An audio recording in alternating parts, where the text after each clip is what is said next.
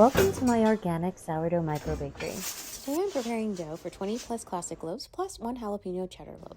I measured out my starter and added warm water to a large bin, then measured my salt in a smaller container, followed by the flour in a large circular bin. Here's a breakdown of my classic sourdough recipe. I like to mix the starter in water until it has a milky appearance. Then I add the flour, followed by salt. And then I mix it until it has a shaggy appearance like this. I'll include this and more information about the ingredients I use in the description. 30 minutes later, I prepare a small bowl of water to keep my hands slightly wet while I stretch and fold the dough. The dough will be less shaggy after this first round.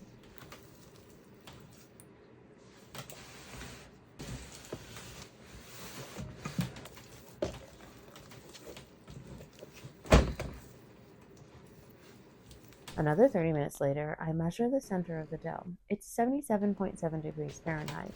Based on this information, as well as the ambient temperature of my house, which is about 72 degrees Fahrenheit, I estimate that the dough will complete the bulk fermentation phase within 4.5 to 5 hours from the time I initially mixed it. You'll notice that the gluten protein is getting stronger during this second round of stretches and folds. The gluten is holding the dough together more tightly than earlier.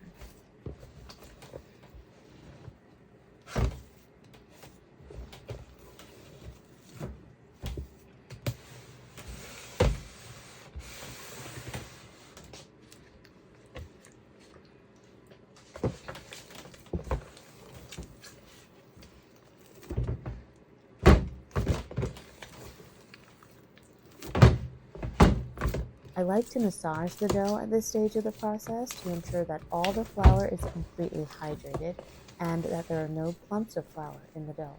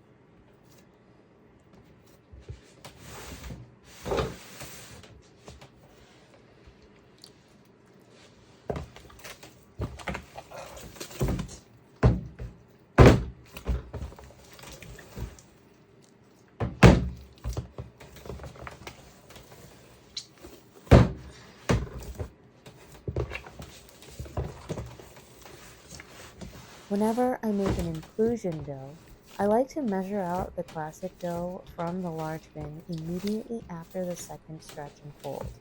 I find it's easier to work with the dough at this point compared to other stages in the process.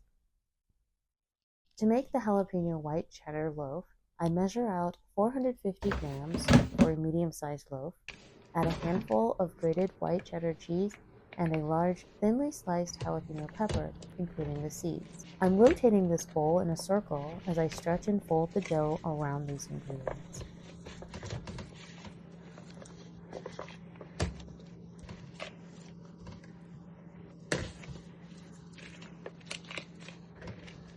Then I like to squish it together until everything comes together.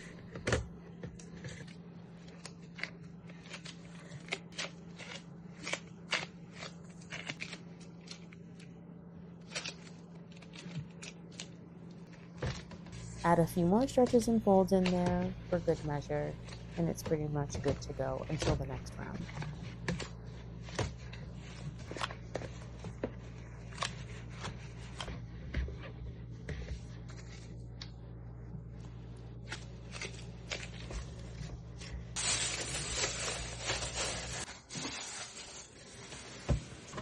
Now I'm doing the third round of stretches and folds for the classic dough.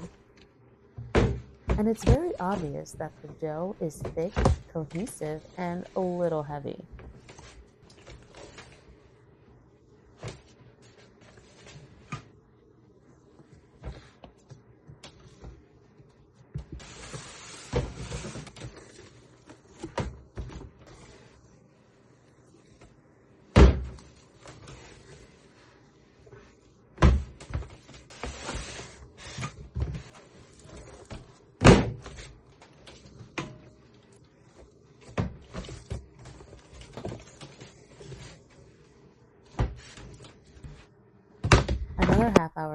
before I start the final round of stretches and folds for the classic dough, which some sourdough bakers refer to as coils and folds.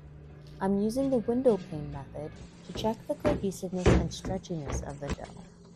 Basically, you know that your dough is ready for shaping when you can stretch the dough thinly between your fingers and see some light pass through. If it starts to break as you're stretching it, it's not ready.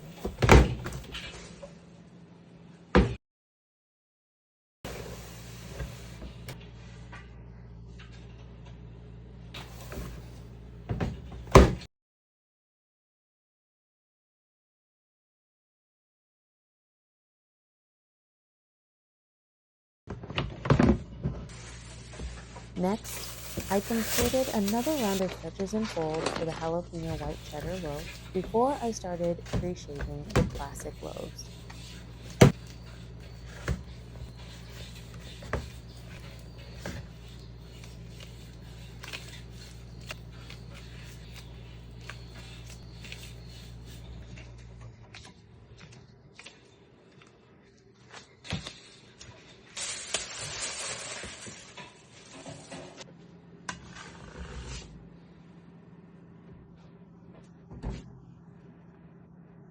As you can see, my method for pre-shaping is rather simple.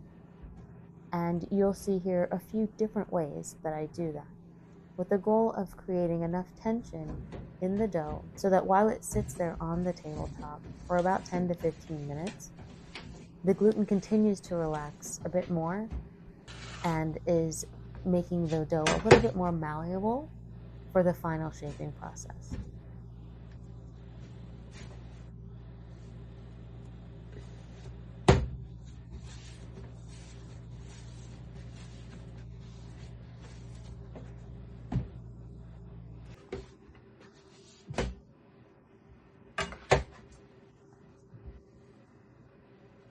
If you'd like to see one of the ways that I do final shaping of my dough, check out this video.